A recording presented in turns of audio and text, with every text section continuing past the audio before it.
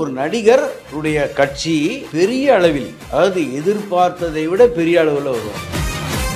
பழைய காமராஜர் ஆட்சி போல எந்தவித லஞ்ச லாவண்யம் ஆதரவுகள் இதெல்லாம் இல்லாமல் தூய்மையான ஆட்சி தமிழ்நாட்டுக்கு கிடைக்கும். ஆச்சி மசாலா, எந்த சமையலும் ருசி தேடும் ரகசியம். 20 ரூபாய். இந்த தேர்தல் முடிஞ்சு ஓராண்டிலேயே பெரிய பெரிய தலைவர்கள் சிறை செல்லக்கூடிய அமைப்பு. அவர்களை கட்சி காப்பாற்றாது, அதனால் கட்சியிலிருந்து பிரிந்து செல்லக்கூடிய ஒரு நிலைமை. இந்த தேர்தலே ஒரு குழப்பத்தில் தான் முடியும். இந்த தேர்தல் நேரத்தில் சில இடங்களில் பெரிய அளவுக்கு கலவரங்கள் உண்டாகும். 2 தொகுதிகள் அல்லது 3 தொகுதிகள் ரீஎலெக்ஷன் நடக்கும். இந்த தேர்தலே 1.5 வருடம் 2 வருடம் தான் இருக்கும். அதுக்கப்புறம் மாறிடும். ஆட்சி மாற்றம் உண்டு. 2 வருஷத்துக்கு கழிச்சு திருப்பி ஆட்சி மாற்றம் கட்டாயமா. அது இது அப்படி இப்படின்னு எப்படி பார்த்தாலும் இதுதான் ஹிட்டான ஆஃபர். பக்தி கதைகள், பக்தி பாடல்கள் மற்றும் ஆன்மீக சொற்பொழிவுகள் மூலம் உங்கள் ஆன்மாவை தூய்மைப்படுத்துங்கள். இன்றைய ஆலய ஆப்பை டவுன்லோட் செய்யவும். ஆன்மீக கிளிட்ஸ் நேயர்கள் அனைவருக்கும் வணக்கம். இன்னைக்கு நம்மளோட அஸ்ட்ராலஜர் லால்குடி கோபாலகிருஷ்ணன் அவர் தான் இணைஞ்சிருக்காரு. அவர் தொடர்ந்து நிறைய விஷயங்கள் இந்த சேனலில் ப்ரெடிக்ட் பண்ணியிருந்தாரு. அது எல்லாமே முன்னாடி எபிசோட்ஸ் நீங்கள் போய் செக் பண்ணீங்கன்னா உங்களுக்கே தெரிஞ்சிருக்கோம், எல்லாமே நடந்திருக்கு. இன்னைக்கு நம்ம என்ன சொல்ல போறாரு நமக்கு அப்படின்றத நம்ம ரொம்ப ஆர்வமாக இருக்கும். உங்களுக்கும் அது ரொம்ப ஆர்வம் இருக்கும்ன்றதை நான் நினைக்கிறேன். தொடர்ந்து பேசலாம். சார் வணக்கம். வணக்கம். எப்படி சார் இருக்கீங்க? நல்லா இருக்கு. தொடர்ந்து நம்ம நிறைய விஷயங்கள் நீங்கள் பேசிகிட்டு இருக்கிற அது இப்போ முன்னாடி இருக்கிற எபிசோட்ஸை போய் மக்கள் போய் செக் பண்ணால் அவங்களுக்கே தெரியும் நிறைய விஷயங்கள் நடந்திருக்கு நம்ம பேசினது. ஸோ இன்றைக்கும் நான் ஒரு சில டாபிக்ஸ், அதாவது இங்கே இருக்கிற அரசியல் மட்டும் இல்லாமல் ஜியோ பாலிட்டிக்ஸும் நான் பேசணும், கேட்கணும் டவுட்ஸ் அப்படின்றது வந்திருக்கேன். ஃபஸ்ட்டு இப்போ என்ன அப்படின்னா, எல்லா இடத்துலையும் எல்பிஜி தட்டுப்பாடு இல்லை அப்படின்னு கவர்மெண்ட் சொன்னாலுமே நிறைய இடத்துல தட்டுப்பாடுகள் இருக்குது. பாதி பேருக்கு ஃபுட்டு கிடைக்கல, ஹோட்டல்ஸ் க்ளோஸ்டு, இந்த மாதிரியான ஐட்டம்ஸ்லாம் இல்லை அப்படின்றது சொல்லப்படுது. Though it is political, astrology வைஸில் இது ஒரு வகையான ஒரு பஞ்சமாக பார்க்கப்படுது சார். அது உண்மையா? லால்குடி சப்தரிஷீஸ்வரர் அருளால் உலக மக்கள் நலம் பெற வேண்டும். பொதுவாகவே இந்த வருஷம் மட்டும் அல்ல, இனி வரக்கூடிய 2.5 வருஷத்துக்கு இந்த பிரச்சனை நீடிக்கும். அதாவது இதே எல்பிஜி பிரச்சனை தான் நான் சொல்ல, வேறு வேறு பிரச்சனைகளால் மக்கள் அலக்கழிக்கப்படுவார்கள். காரணம், சனி பகவானுடைய வீடாகிய மகரத்திலையும் கும்பத்திலையும் ராகு சஞ்சரிக்கிற நேரத்தில் உலகத்துக்கு கெடுதல் பொதுவாக. இதுதான் கணக்கு. இது போல தான் பல யுத்தங்கள்லேயும் பல பெரிய தலைவர்கள் மறைந்த போதும் இதே நிலைமையில் இருந்திருக்கு ஏற்கனவே. அப்போது இது போல் பிரச்சனைகள் ஒரு 2.5 வருட காலம் பலவிதமான பிரச்சனைகளை, புதிய பிரச்சனைகள் வரும், தட்டுப்பாடு வரும். இதில் எந்த விதமான சந்தேகமும் கிடையாது. ஸோ இப்போ நீங்கள் இந்த மாதிரியான ஒரு வரும் அப்படின்னு தான் சொல்லிட்டீங்க. லாக்டவுன் போகிற நிலைமைக்கெல்லாம் நமக்கு லாக்டவுன் இந்த சென்ஸ் இந்த மாதிரி முன்ன மாதிரி ரெஸ்ட்ரிக்ஷன்ஸ் மக்களுக்கு இருக்காது. ஆனால் சாப்பாடு, இந்த மாதிரியான டிரான்ஸ்போர்ட் விஷயம், ஏன்னா எல்பிஜி மட்டும் இல்லாமல் பெட்ரோல் அப்புறம் டீசல் அந்த தட்டுப்பாடுலாம் இருந்ததுன்னா இந்த டிரான்ஸ்போர்ட்டேஷன்ஸ் கூட ரொம்ப கஷ்டமாக இருக்கும்ல சார்? அந்த தட்டுப்பாடுகள் இருக்கும். ஓராண்டு கழித்த உடனே, அதாவது 2027 ஒரு ஆல்டர்னேட்டிவ் எனர்ஜி கண்டுபிடிக்கப்படும் இந்தியாவில். அதாவது இப்போ நம்ம வச்சுருக்கிறது சோலார் வச்சுருக்கோம், பெட்ரோல், அந்த சமாச்சாரங்கள், எலக்ட்ரிசிட்டி, இவ்வளவு தான் எனர்ஜி. இதை தவிர ஒரு புதிய எனர்ஜி கண்டுபிடிக்கப்படும். அந்த எனர்ஜினால் நாம் பலவிதமான பயன்கள் அடையலாம். அதை கண்டுபிடிக்க போகிறதே இந்தியா தான். அதனால் இந்தியாவுக்கு உலக அரங்கில் மிக விசேஷமான ஒரு மரியாதை கிடைக்கும். ஓகே, நல்ல விதம் தான். ஆனால் தட்டுப்பாடுகள் நம்ம கஷ்டப்படாமல் இதை கண்டுபிடிக்கும் போது நமக்கு நல்லாயிருக்கும். அதாவது 27 தான் இது நடக்கும். 27 கடைசி பாகத்தில் இது கண்டுபிடிக்கப்படும். சார், அது வரைக்கும் நமக்கு என்ன மாதிரியான ஒரு கஷ்டங்கள் நம்ம ஃபேஸ் பண்ணுவோம்? அதாவது பொருளுடைய விலையெல்லாம் அதிகமாகும். அப்புறம் பதுக்கல் நிறையா நடக்கும். பதுக்குவாங்க வியாபாரிகள், பொருட்களை பதுக்கி ஒரு செயற்கையான ஒரு டிமாண்டு அதை உண்டாக்குவார்கள். தட்டுப்பாடு இல்லாத. இப்போ விலைவாசி உண்மையிலேயே 10 காசு தான் அதிகமாச்சுன்னா 25 காசாக இவங்க சம்பாதிக்க முயற்சி செய்வார்கள். இது மாதிரி விஷயங்கள் ஒரு ஆண்டு காலம் நடக்கும். அதில் வந்து எந்த விதமான சந்தேகம் கிடையாது. இப்போது போன வாட்டி கூட நம்ம சொன்னோம், நம்ம இந்தியா தான் தலையிட்டு அந்த போரை சரி பண்ணணுன்னு. அதற்கான ஏற்பாடுகள் தொடங்கிவிட்டதுன்றது நீங்கள் பார்த்துருக்கலாம்னு நான் நினைக்கிறேன். ஏன்னா எல்லா எதிரிகள் 2 பேருமே நம் நாட்டை தான் அதாவது செலக்ட் பண்ணுறாங்க. அதனால் நம் நாடுடைய பெருமை அதிகமாகும். பல நாடுகள் நமக்கு உதவி செய்ய முன்வரும். சார், இப்போ தமிழ்நாடு சார்ந்து இப்போ 2026 பேசிட்டு இருக்க தருணத்தில் இன்னும் 1 மாதத்துக்கு கம்மியாக தான் இருக்குது இந்த தேர்தல். எல்லாருக்குமே ஒரு பெரிய எதிர்பார்ப்பு இருக்குது. எல்லா கட்சிகளுமே இப்போ வந்து ரொம்ப பேரணி அந்த மாதிரி இதெல்லாம் தொடர்ந்து இதெல்லாம் பண்ண ஆரம்பிச்சிட்டாங்க. அப்படி இருக்கும் பொழுது எந்த கட்சிக்கு ஜாஸ்தியான ஒரு சதவிகிதம் நீங்கள் கொடுப்பீங்க, இவங்க தான் வருவாங்க, இல்லை நீங்கள் ஏதாவது டிசைட் பண்ணி வச்சுருக்கீங்களா? அதாவது இந்த தேர்தலே ஒரு குழப்பத்தில் தான் முடியும். காரணம் சொல்கிறேங்க, யாருக்குமே தனி பெரும்பான்மை கிடைக்காது. இது வந்து முடிவான முடிவு. தனி பெரும்பான்மைனா ஒரே ஒரு கட்சி மட்டுமே மெஜாரிட்டி தனி பெரும்பான்மை அடைய முடியாது. இது ஒரு கூட்டாட்சியில் தான் முடியும். கூட்டாட்சியிலையும் சில பேருக்கு பதவிகள் கொடுக்க வேண்டிய நிர்பந்தம் உண்டாகும். ஒரு கட்சி மட்டுமே எல்லா மந்திரிகளாகவும் இருக்க முடியாது. ஒன்று. ரெண்டாவது, 2 தொகுதிகள் அல்லது 3 தொகுதிகள் ரீஎலெக்ஷன் நடக்கும். அதாவது மறு தேர்தலே நடத்த வேண்டிய அவசியம் கட்டாயம் உண்டாகும். இந்த பிரச்சனை கோர்ட்டுக்கு போய் கோர்ட்டு தான் முடிவு பண்ணும். அதுபோல் ஒரு குழப்பம் இருக்கிறது. சரி. ரெண்டாவது, இந்த தேர்தல் நேரத்தில் சில இடங்களில் பெரிய அளவுக்கு கலவரங்கள் உண்டாகும். இந்த தேர்தல்லையா? கட்டாயமாக கலவரங்கள் உண்டாகும். எந்த பர்டிகுலராக எந்த இடம்லாம் சொல்ல முடியும்? அதாவது அந்த சைடு, திருநெல்வேலி சைடு பக்கம் ஓகே, சில இடங்களில் அதாவது பூத் கேப்சரிங்கிற மாதிரி அதுபோல் சில விஷயங்கள் நடக்கும்.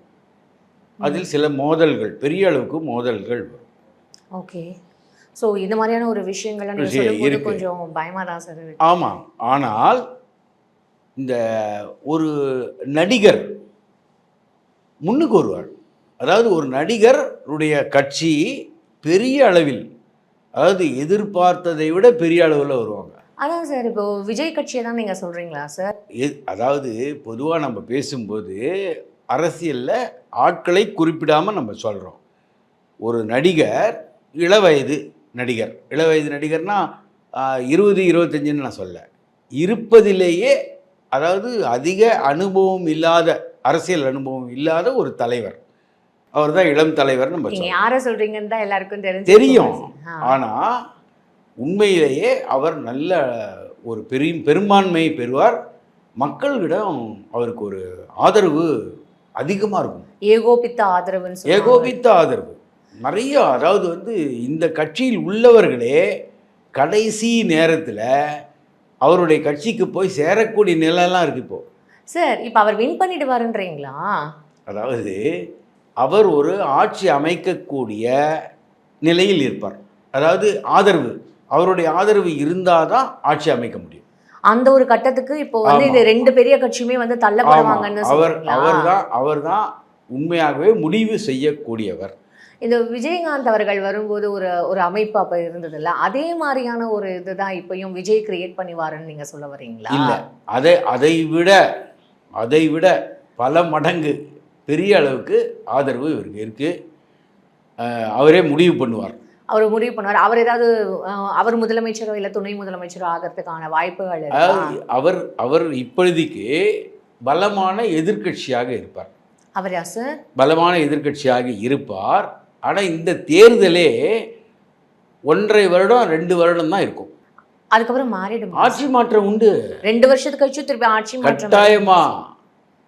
2 வருடத்தில் இன்னொரு தேர்தலை நாம் சந்திப்போம். அதற்கு ஒரு காரணம் இருக்குது. அந்த விபரீதமான காரணம் அதை நம்ம சொல்ல முடியாது. ஆனால் கட்டாயமாக இப்போ யார் ஆட்சிக்கு வந்தாலும் 1.5 வருஷத்துலேருந்து 2 வருஷம்தான். திருப்பியும் ஒரு ஆட்சி மாற்றம். கட்டாயமாக ஆட்சி மாற்றம், அதுதான் நிலையானது. ஓ, அதுக்கப்புறம் அதுலேருந்து 10 வருடம் 15 வருடத்துக்கு மாற்றமே கிடையாது. அதுதான் ஒரு நிரந்தரமானது. அவர் அந்த வரக்கூடியவர் ஒரு நடிகராக இருப்பார்.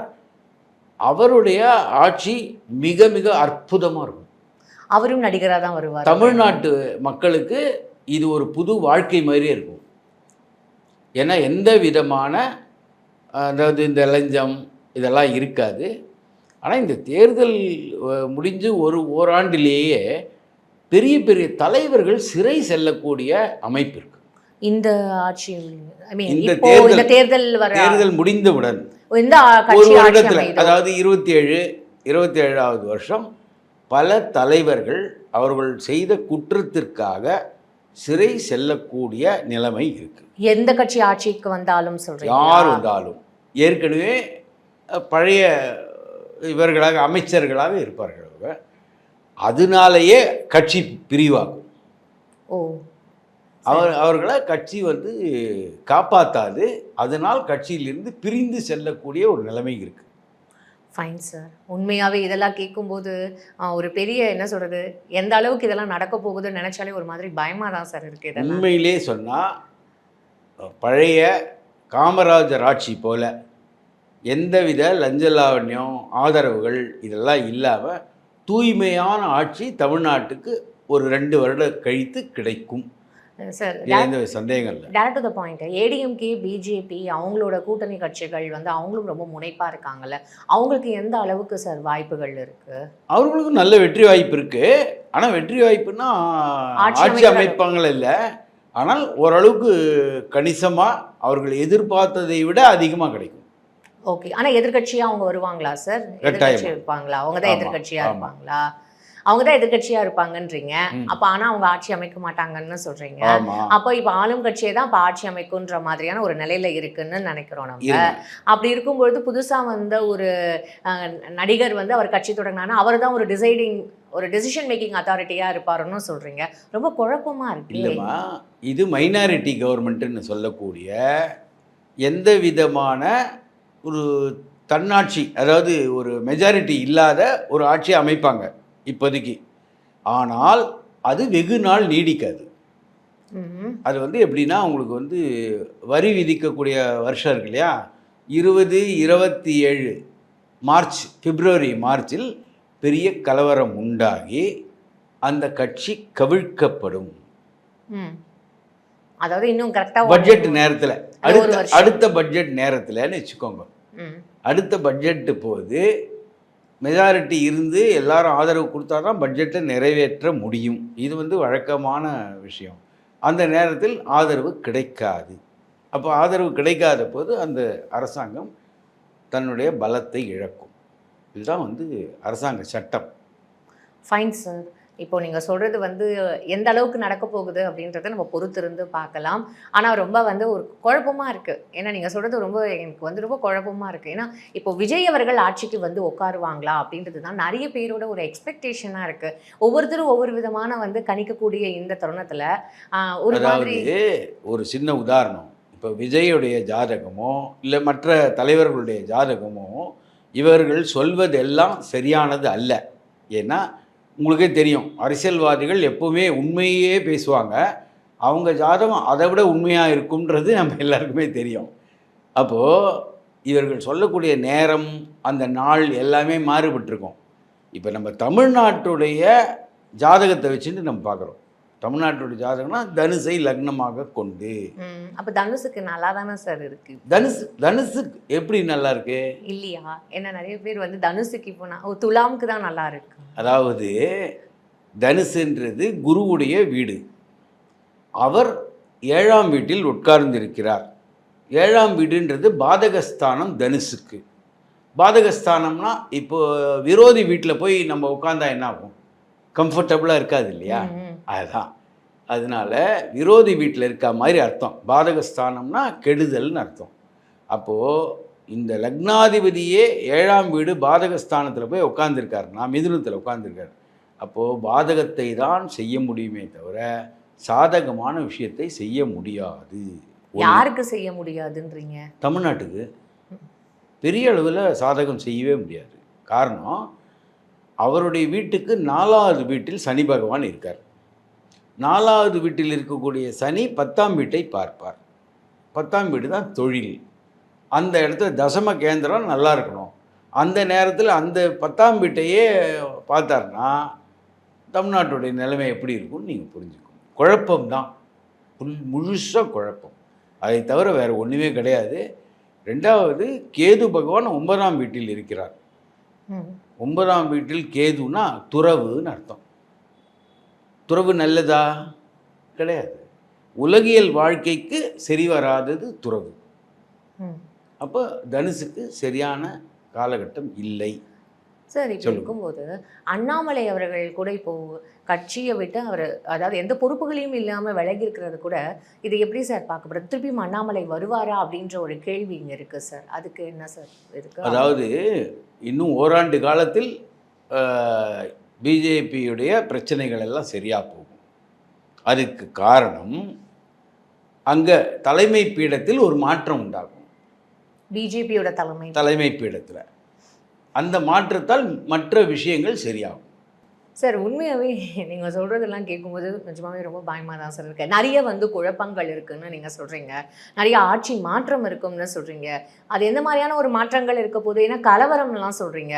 இதெல்லாம் நம்ம பொறுத்து இருந்து தான் பார்க்க முடியும். இதெல்லாம் ஓகே சார், இதெல்லாம் அரசியல்வாதிகள் அவங்க எப்படி இருந்தாலும் குழைச்சிப்பாங்கன்னு வச்சுக்கோங்களேன். இப்போ இந்த மக்கள் தானே சார், சாமானிய மக்கள் எந்த அளவுக்கு டெய்லியுமே வாழ்வாதாரத்துக்கு கஷ்டப்பட்டுட்டு இருக்காங்கல்ல, அவங்களுக்கு எந்த அளவுக்கு சார் இந்த மாதிரி ஒரு இம்பேக்ட் கொடுக்க போகுது? அதாவது ஒரு ஸ்திரத்தன்மை இல்லாத அரசாங்கம் இருந்தாலே மக்களுக்கு பலவிதமான தொந்தரவுகள் இருக்கும். புரியுதா உங்களுக்கு? பொதுவாகவே இந்த மக்கள், தமிழ்நாட்டு மக்கள் இன்னி வரைக்கும் இன்னும் ஒரு 2 ஆண்டு காலம் ஒன்று அரசியல்வாதிகளை நம்பியோ அல்லது ஆன்மீகவாதிகளை நம்பியோ தான் கஷ்டப்படுவாங்க. இதுதான் பொதுவான நியதி. புரியுதா உங்களுக்கு? இந்த 2 ஆண்டு காலம் அவர்கள் துன்பப்பட்டு தான் ஆகணும். பலவிதமான விலைவாசி மாற்றங்கள் வரும், போராட்டங்கள் வரும். இதெல்லாம் சகித்து கொண்டு தான் போகணும். இதையும் தவிர உலகியல் விஷயத்துலேயும் சரியான ஒரு தட்பவெட்பநிலை இல்லை. காரணம், பெரிய நாடுகள் சண்டை போட ஆரம்பித்து விட்டது. கரெக்டாக? நம்ம 3 யுத்தங்கள் சொன்னோம். அதில் ஒரு யுத்தம் தெரியும், ஈரானும் அமெரிக்கா இஸ்ரேலும் சேரும். இன்னொரு யுத்தம் அதே வளைகுடா நாட்டுக்குள்ளேயே நடக்கும்னு சொன்னோம். அதுவும் தொடங்கிவிட்டது. அந்த சவுதி பிரச்சனை. ஆக இந்த தீவிரவாதிகளுடைய பிரச்சனை அதிகமாக இருக்கும் உலகம் ஃபுல்லாக. 2 வருட காலத்துக்கு. அதற்கு அப்புறம் அவர்கள் ஒடுக்கப்படுவார்கள். சார், இப்போது பெண்களுக்குன்னு மட்டும் ஏதாவது ஸ்பெஷலாக சொல்ல முடியுமா சார்? ஏன்னா பார்க்குற நிறைய மக்கள், நான் ஏற்கனவே சொன்னேன், இந்த முறை தமிழ்நாட்டில் நிறைய பெண் எம்எல்ஏக்கள் தேர்ந்தெடுக்கப்படுவார்கள். அது நம்ம பார்க்குறோம். இப்போவே நாமினேஷன் ஃபைல் பண்ணும்போதே நிறைய பெண்கள் முன்னெப்போதையும் விட. நான் அரசியல் ரீதியாக கேட்கல சார், சாமானிய மக்கள், அதாவது வேலைக்கு போகிற பெண்கள், குடும்ப பெண்கள், அவங்களுக்கு எப்படி இருக்கும் இந்த வாழ்வாதாரம்? குடும்ப பெண்களுக்கு நல்ல எதிர்காலம் இருக்குது. ஆனால் என்னென்னா, அவங்களுக்கு வேலை வாய்ப்பு பொறுத்த வரைக்கும் அதிகமான பிரச்சனை வரும். அதிகமான கம்பெனிகள், நிறுவனங்கள் மக்களை வேலையை விட்டு எடுக்கக்கூடிய ஒரு நிலை இருக்குது. அதனால் சில சிரமங்கள் உண்டாகும். ஆனால் பெண்களை பொறுத்த வரைக்கும் அவர்கள் வரைக்கும் தொழில் போகக்கூடியது நல்ல நிலைமையில் இருப்பாங்க. அவங்களுக்கு வேலைக்கு கட்டாயமாக எந்த ஒரு பிரச்சனையும் பாதுகாப்பும், நல்ல பாதுகாப்பும் கிடைக்கும். ஆனால் அங்கொன்றும் இங்கொன்றும் சில பாலியல் தொந்தரவுகள் நடந்து கொண்டு தான் இருக்கும். அதுக்கு காரணம் என்னென்னா, நாம் இருக்கக்கூடிய காலகட்டம் அந்த மாதிரி. ராகு எப்போது நகருகிறாரோ அப்போது இது போல் பிரச்சனைகள் வந்து கொண்டே தான் இருக்கும். இப்போ இந்த குரு மாற்றங்கள் வரும்பொழுது நமக்கு அப்போ இந்த மாற்றங்கள்லாம் தமிழ்நாடுமாகட்டும் சரி, தமிழ்நாடு மக்களுக்கும் எந்த ஒரு நல்ல விஷயங்களும் பெருசாக நமக்கு வராதா சார்? அதாவது தன்னுடைய இடத்திற்கு 8ஆம் இடத்தில் குரு நகர்கிறார். அப்போது 8ஆம் இடத்தில் இருப்பதுன்றது அவ்வளவு சரியான மாற்றம் அல்ல. விசேஷம் இல்லைன்றீங்க. ஆமாம், 8ஆம் இடம்ன்றது மறைவிடம்னு சொல்கிறது. நம்ம ம். அந்த மறைவிடத்தில் குரு உச்சமானாலும் அந்த மறைவிடத்தில் இருப்பது அவ்வளவு சரியான ஒரு விஷயம் கிடையாது. Fine sir. நிறைய விஷயங்கள் வந்து சொல்லியிருக்கீங்க. உண்மையாகவே எதுவுமே வந்து ஒரு பாசிட்டிவாக இல்லையே அப்படின்ற அந்த ஒரு நோட்டோட தான் சார் நான் இந்த இதை ஷோ க்ளோஸ் பண்ணுறேன். இவ்வளோ நேரம் எங்களோட கேள்விகளுக்கு ரொம்ப பொறுமையாக பதில் சொன்னீங்க. உங்கள் நேரத்துக்கு ரொம்ப நன்றி. தொடர்ந்து பேசுவோம் நன்றி. சார். ஆச்சி மசாலா எந்த சமையலும் ருசி தேடும் ரகசியம் 20 ரூபாய். அது இது அப்படி இப்படின்னு எப்படி பார்த்தாலும் இதுதான் ஹிட்டான ஆஃபர். பக்தி கதைகள், பக்தி பாடல்கள் மற்றும் ஆன்மீக சொற்பொழிவுகள் மூலம் உங்கள் ஆன்மாவை தூய்மைப்படுத்துங்கள். இன்றைய ஆலய ஆப்பை டவுன்லோட் செய்யவும்.